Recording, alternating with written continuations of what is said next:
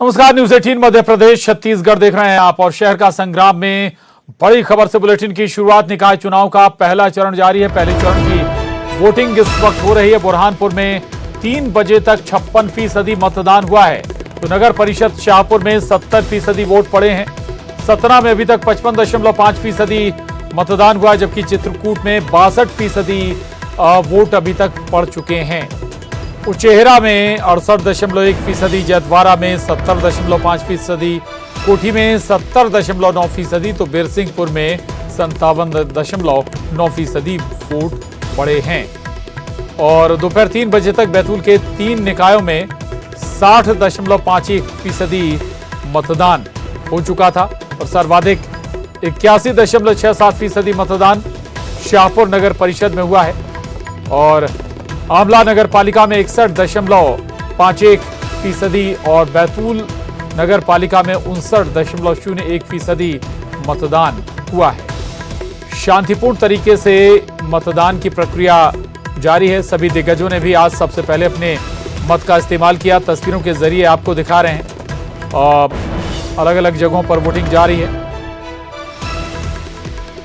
और पहले चरण की वोटिंग जारी है। शाम 5 बजे तक वोटिंग होनी है। सुबह 7 बजे से वोटिंग शुरू हो चुकी थी और 44 जिलों में 133 नगरीय निकायों में इस वक्त मतदान चल रहा है, जिनमें 11 नगर निगम के महापौर के लिए भी वोटिंग हो रही है।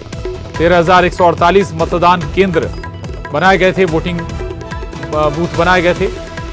पहला चरण है और अगला चरण 13 जुलाई को होगा और आज सुबह 7 बजे से 5 बजे तक वोटिंग होनी है। अपील है कि अगर अभी तक आपने मतदान नहीं किया है तो अपने घरों से निकलिए। अगर आपके क्षेत्र में वोटिंग हो रही है तो फिर जरूर अपने मत का इस्तेमाल करिए। एक एक वोट कीमती है। शहर की सरकार का चुनाव है, आपके स्थानीय मसलों का चुनाव है, उन पर आपको वोट करना है। तो जाइए और अपने मत का इस्तेमाल जरूर करिए। तो निकाय चुनाव का ये पहला चरण है और 13 जुलाई को दूसरे चरण की वोटिंग होगी और 16 में से 11 नगर निगम के मेयर के लिए आज मतदान हो रहा है, जबकि 5 मेयर की सीट पर 13 तारीख को वोट पड़ेंगे। तो निकाय चुनाव का पहला चरण वोटिंग लगातार जारी है। शांतिपूर्ण तरीके से वोटिंग की खबरें हैं। कोई छोटी मोटी घटना को अगर छोड़ दिया जाए तो लगभग पूरे प्रदेश में शांतिपूर्ण तरीके से वोट हो रहा है। अलग अलग तस्वीरें भी सामने आई हैं। सबसे पहले लोगों ने प्राथमिकता दी अपने वोट को और उसके बाद दूसरे कामों को प्राथमिकता दी गई। सियासी चेहरों ने भी अपने मत का इस्तेमाल किया और जो खासतौर से जो खुद उम्मीदवार हैं उन्होंने भी अपने मत का इस्तेमाल किया। ये देखिए आप तस्वीरें, शादी के जोड़े में दूल्हा दुल्हन अपने मत का इस्तेमाल करने पहुंचे थे।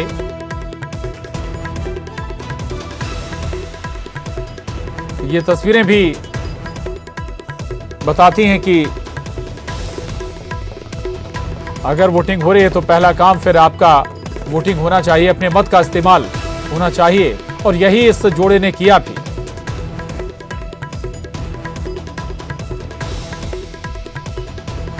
और बुरहानपुर से शारिक अख्तर हमारे साथ जुड़े हैं। शारिक, किसी तरह की कोई अप्रिय खबर तो नहीं? वोटिंग सुचारू रूप से जारी है। क्या आंकड़ा अभी तक बुरहानपुर में वोटिंग का?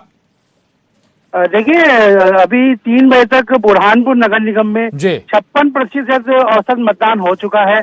कुछ वार्डों में छुटपुट आपसी में झड़प हुई, लेकिन पुलिस की मुस्तैदी से पूरे मामले को शांत कर लिया गया। हम आपको बता दें कि जो कॉलोनी है, जो शिक्षित वर्ग का जो इलाका है, वहां पर काफी धीमा मतदान हो रहा है। उसकी वजह ये मानी जा रही है कि जो पूर्व में निर्धारित इनके मतदान केंद्र थे उसे बदल दिया गया। इस वजह से मतदान के प्रतिशत पे उस तरफ असर हुआ। लेकिन हम बात करें बुरहानपुर, चूंकि माइनॉरिटी बाहुल्य क्षेत्र है, यहाँ माइनॉरिटी काफी नगर सरकार को चुनने के लिए बढ़ चढ़ के सुबह से ही वोटिंग कर रहे हैं और अनुमान ये लगाया जा रहा है कि 70 के ऊपर 5 बजे तक मतदान होगा। बिल्कुल, 70 से ज्यादा ऊपर तक मतदान निकल सकता है। शाम 5 बजे तक वोटिंग होनी है। रंजना दुबे भोपाल से हमारे साथ जुड़ गई हैं। रंजना, आप प्रदेश के लिहाज से बताइए, क्या आंकड़े अभी तक मिल पा रहे हैं पूरे प्रदेश में? वोटिंग का पैटर्न क्या है? शाम 5 बजे तक चूंकि वोटिंग होनी है, इंतजार हमें करना चाहिए कि चूंकि जिस अंदाज में उत्साह प्रदेश में नजर आ रहा था, वोटिंग प्रतिशत अच्छा रहेगा। रंजना,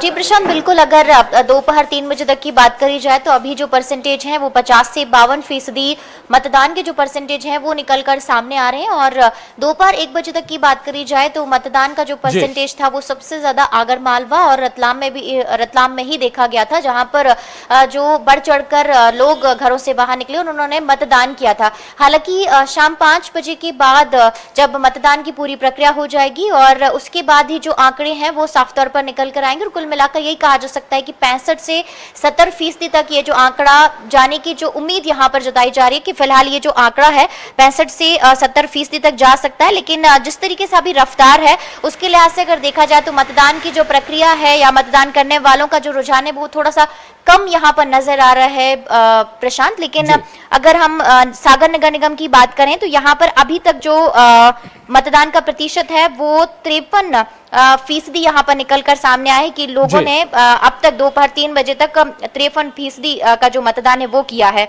और उनके यहाँ पे जो नगर पालिका है या सागर एरिया की बात कर ली जाए तो टोटल अभी 55% है। और अभी बुरहानपुर की भी बात हो रही थी। और अगर अभी पूरे मध्य प्रदेश के जो 44 जिले हैं जहां पर मतदान लगातार जारी है 133 नगरीय निकायों में, वहां पर अभी जो मतदान का प्रतिशत आ रहा है वो 50 से 52% आ रहा है। कुल मिलाकर अभी जिस तरीके से लोग इस बार कम उत्साह जो नजर आ रहा है उससे उम्मीद यही है कि शायद वोटिंग परसेंट बहुत ज्यादा ना बढ़े, लेकिन फिर भी कोशिश यही है कि जब तक 5 बजे के बाद पूरे आंकड़े आएंगे तभी कुछ कहा जा सकता है। लेकिन जिस तरीके से महिलाएं बढ़ चढ़कर मतदान में हिस्सा ली थी उससे उम्मीद यही जताई जा रही थी कि शायद मतदान का प्रतिशत बढ़े। लेकिन प्रशांत, साल 2014 और 15 की बात कर ली जाए, जहां अकेले भोपाल नगर निगम की बात करी जाए तो यहां पर जो वोटिंग परसेंटेज था वो बेहद कम था, 56% था। तो उम्मीद यही है कि साल 2014-15 के मुकाबले ये जो परसेंटेज है वो बढ़े। और साल 2014-15 में जो वोटिंग परसेंटेज था वो देवास में सबसे ज्यादा, जहां पर 77% जो मतदान है वो हुआ था। तो उम्मीद यही की जा रही है कि साल 2014-15 बिल्कुल उम्मीद यही की जा रही है कि इस बार मतदान का प्रतिशत बढ़ना चाहिए 2014 के मुकाबले, जैसा कि रंजना बता रहे हैं। रंजना, रतलाम का भी आप जिक्र कर रही थी, अच्छी खासी वोटिंग वहां पर हुई है, लेकिन जो खबरें मिल रही हैं राजधानी भोपाल में ही जो वोटिंग का रेशियो है, प्रतिशत है, वो बेहद कम है। रंजना,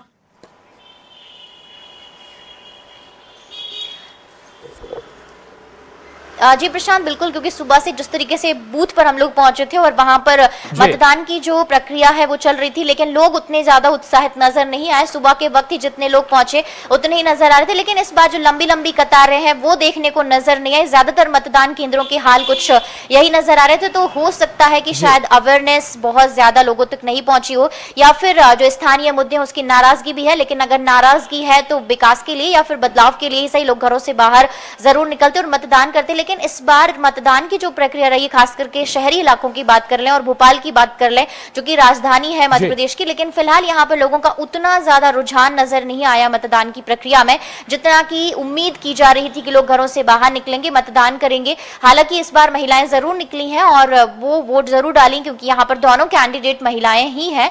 तो जाहिर सी बात है कि उम्मीद यही की जा सकती है कि हो सकता है कि शाम 5 बजे के बाद जब पूरे मतदान का आकलन किया जाए तो परसेंटेज जरूर बढ़े और खास करके जो महिलाएं हैं और यूथ है उनका परसेंटेज जरूर निकलकर सामने आए। लेकिन यहाँ पर युवाओं की कमी जरूर यहाँ पर देखने को मिली मतदान परसेंटेज में प्रशांत, क्योंकि युवा नजर नहीं आए इस बार, उतने ज्यादा युवा उत्साहित नजर नहीं आए मतदान करने को लेकर जितना की उम्मीद की जा रही थी कि क्योंकि मध्य प्रदेश में अगर बात कर ली जाए तो युवा बहुत बड़ी संख्या में है और युवा एक बड़ा वोट परसेंटेज भी होते हैं। तो ये एक बड़ा फैक्टर भी जीत और हार में साबित हो सकता है कि आखिर मतदाताओं को लुभाने में पार्टियां कहां और कैसे नाकामयाब रही।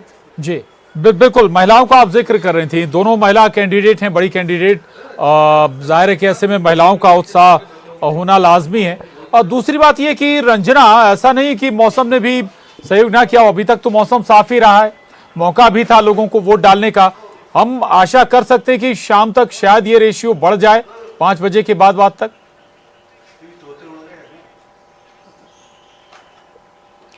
जी प्रशांत, बिल्कुल उम्मीद यही है क्योंकि जो निर्वाचन आयोग है वो फिलहाल आंकड़े ही देगा, उसके बाद ही कुछ कहा जा सकता है।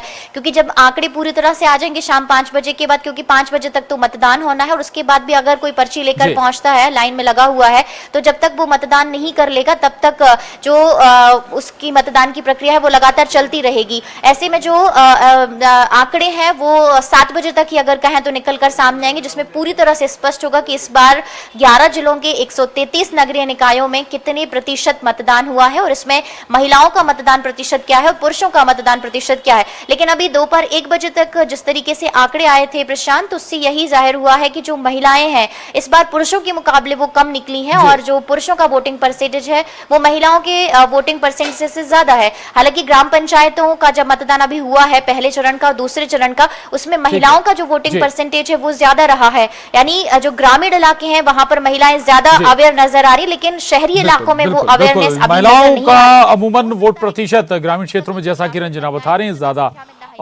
नजर आया। अभी तक नजर बना रखिए रंजना, आपका आगे भी अपडेट आपसे लेते रहेंगे निकाय चुनाव पर। शुक्रिया आपका जानकारी के लिए। शारिक अख्तर हमारे साथ है। शारिक, आपका भी धन्यवाद। और एक बड़ी खबर का रुख कर रहे हैं। बड़ी खबर इंदौर से है, जहां कांग्रेस प्रत्याशी राजू भदौरिया को थाने पर बैठाया गया है। वार्ड 22 के प्रत्याशी को थाने पर बैठाया गया। भदौरिया को उनके समर्थकों समेत थाने पर बैठा लिया गया। दरअसल मतदान के दौरान विवाद के आरोप हैं प्रत्याशी पर और इसी के बाद थाने पर बैठा लिया गया। मतदान के दौरान विवाद हुआ था, थाने से बाहर निकलने पर प्रतिबंध फिलहाल लगा दिया गया है। तो ये बड़ी खबर इंदौर से, जहां कांग्रेस प्रत्याशी राजू भदौरिया को थाने में बैठा लिया गया है समर्थकों के साथ। दरअसल वार्ड 22 के प्रत्याशी हैं राजू भदौरिया।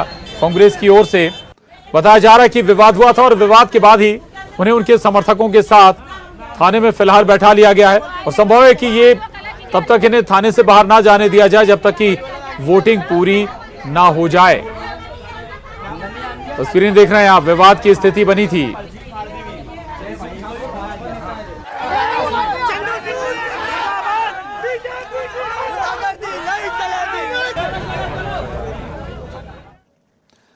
और न्यूज 18 से एक्सक्लूसिव बातचीत में मुख्यमंत्री शिवराज सिंह चौहान ने कहा है कि प्रदेश में हर गरीब को राशन दिया जा रहा है। कोई गरीब मध्य प्रदेश की धरती पर बिना मकान के नहीं रहेगा। हम गांव में भी रहने वालों को मकान देंगे, उनका जीवन स्तर सुधारेंगे। सरकारी जमीन पर अवैध कब्जा करने वालों पर कार्रवाई करेंगे। हमारे बेटा बेटी पढ़ाई कर पाएं, इसकी समुचित व्यवस्था की गई है। पूर्व की कमलनाथ सरकार ने संबल योजना को बंद कर दिया था। ये पाप का काम कांग्रेस ने किया था। राष्ट्र का सवाल है, देश को सबसे ऊपर रखते हुए देश का मान सम्मान और गौरव और शान मोदी जी ने बढ़ाई है पूरी दुनिया में। और मुझे विश्वास है कि मोदी जी के नेतृत्व में भारत विश्व गुरु होगा। कानून और व्यवस्था के साथ खिलवाड़ करने वालों के खिलाफ हमने कड़ी कार्रवाइयां की है। कमलनाथ जी हमेशा यही कहते रहते थे, मैं क्या करूं, मेरे पास पैसे ही नहीं है। हमेशा पैसा नहीं है, इसी का रोना रोया जाता था। हम कहते हैं हमारे पास पैसे की कमी नहीं है। शहरों का सुनियोजित विकास हम करेंगे, उसका पूरा रोड मैप हमने अपने संकल्प पत्र में प्रस्तुत किया है। मेरे शहरी विकास में शहर के दिल में गरीब की जगह होगी। कांग्रेस ने तो महापाप किया। कांग्रेस ने संबल योजना बंद कर दी थी, 2018 में मैंने बनाई थी। गरीब बहन अगर बेटा बेटी को जन्म देगी तो जन्म देने के पहले 4,000 रुपया और जन्म देने के बाद 12,000 रुपया उस बहन के खाते में डालेंगे, ताकि वो अपने बेटा बेटी को पाल भी सके, पोषण आहार दे सके और आराम भी कर सके। कि धन के अभाव के कारण किसी बच्चे की प्रतिभा कुंठित ना हो। और इसलिए हमने तय किया कि हमारे गरीब और निम्न मध्यम वर्गीय बेटा बेटियों का एडमिशन अगर मेडिकल कॉलेज में होता है, चिन्हित इंजीनियरिंग कॉलेज में होता है, IIT में होता है, लॉ कॉलेज में होता है और किसी संस्थान में होता है, तो हम उसकी फीस हम भरवाएंगे। शहर का विकास ऐसे होगा कि आने वाले समय में भी काम के लिए गरीब आए तो उसको रहने की जगह मिल जाए। मैं रहने की जमीन का मालिक हर बात बढ़ती महंगाई की।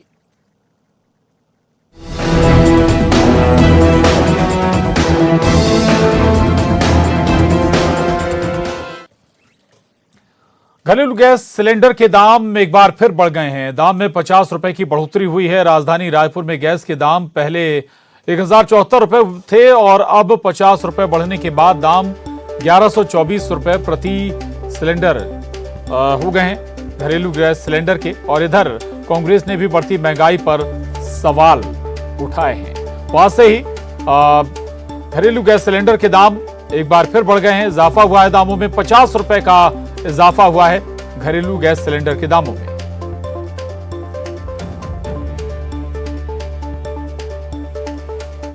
डीजल महंगा और लगातार आसमान छूते हुए घरेलू गैस के दाम, आखिर आम आदमी जाए कहां? एक बार फिर से घरेलू गैस के जो दाम है उसमें बढ़ोतरी हुई है और हम बात करते हैं कि कितनी जो है वो बढ़ोतरी हुई। अशोक पात्रा हमारे साथ मौजूद हैं जो एक डीलर एजेंसी के जो प्रमुख हैं गैस घरेलू गैस जो गैस एजेंसी है उसके। ये बताइए कि रेट कितना पहले था और कितना बढ़ा है? मैडम पहले 1074 रुपए रेट था और वर्तमान में अभी 1124 रुपए कर दिया गया। कितना बढ़ा? 50 रुपए बढ़ती हुई अभी। जी हाँ, कितने दिनों के अंतराल में बढ़ोतरी हुई है? ये हर महीने कम ज्यादा होता है मैडम, कभी कम भी होता है कभी बढ़ता भी है। लेकिन अभी जो बढ़ोतरी कंटिन्यू बढ़ोतरी हो रही है, मतलब कंटिन्यू। पिछले महीने भी बढ़ोतरी हुई, अभी इसमें भी 50 रुपए की बढ़ोतरी हुई है। पिछले महीने कितनी बढ़ोतरी हुई थी? पिछले महीने नहीं, पिछले महीने बढ़ोतरी, इसकी पिछले महीने बढ़ोतरी हुई 50 रुपए बढ़ा था। हाँ, 1024 रुपए था तो 1074 किए थे, फिर एक माह छोड़ के दूसरे माह में फिर 50 रुपए बढ़ोतरी करके 1124 रुपए कर दिया गया।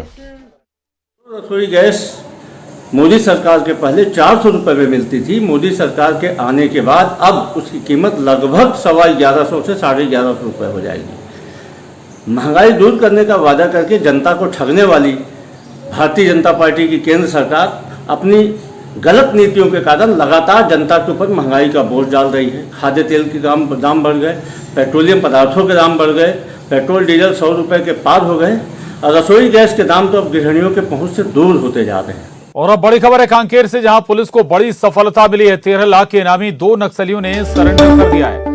एसपी के सामने दोनों नक्सलियों ने सरेंडर किया। कई सालों से नक्सली संगठन में दोनों सक्रिय थे। कई बड़ी वारदातों में ये नक्सली शामिल रहे हैं। तो ये बड़ी खबर है कांकेर से, जहां पुलिस को बड़ी सफलता हासिल हुई है। 13 लाख के इनामी 2 नक्सलियों ने सरेंडर कर दिया है। एसपी के सामने दोनों नक्सलियों ने सरेंडर किया। कई सालों से नक्सली संगठन में दोनों बताया जा रहा है कि सक्रिय थे और कई बड़ी वारदातों में ये दोनों नक्सली शामिल भी रहे थे। तो ये बड़ी सफलता जवानों के लिए, पुलिस के लिए है। 2 इनामी नक्सलियों का सरेंडर। कांकेर से बड़ी खबर है, ये तस्वीरें देख रहे हैं आप। 13 लाख के इनामी ये 2 नक्सली जिन्होंने सरेंडर किया है और कई सालों से नक्सली संगठन में न केवल दोनों सक्रिय रहे बल्कि कई बड़ी वारदातों में इनकी बड़ी भूमिका भी रही और इसी लिहाज से इनकी सरेंडर के लिए बड़ी सफलता माना जा रहा है। और इसके साथ ही बुलेटिन में बस इतना ही। खबरों का सिलसिला लगातार जारी।